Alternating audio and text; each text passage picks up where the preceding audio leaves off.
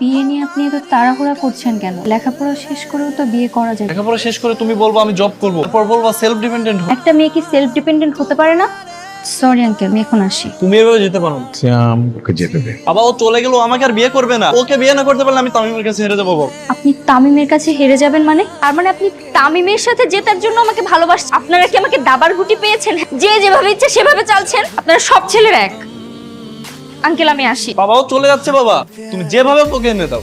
মাথা গরম যে করে সে হেরে যায়। সাথী বিশ্বাস করো, তামিম ভাই সত্যি তোমাকে অনেক ভালোবাসে। শোনো আরোহী, বন্ধু আছো বন্ধুর মতো থাক। এখানে আমরা কেউ তোমার ভাইয়ের কথা শুনতে আসিনি। এই সাথী, তোমার সিএমের সাথে ব্রেকআপ হয়ে গেছে, তাহলে সমস্যা কি? সমস্যা আছে, ওকে ফেল না নাকি? যে যেভাবে ইচ্ছে ওকে টানাটানি করে। এক্সকিউজ মি, তোমাদের এখানে সাথী কে? কেন? সাথীর সাথে আমার একটু পার্সোনাল মিটিং আছে। আচ্ছা সাথী, তোমার কয়টা বয়ফ্রেন্ড লাগে?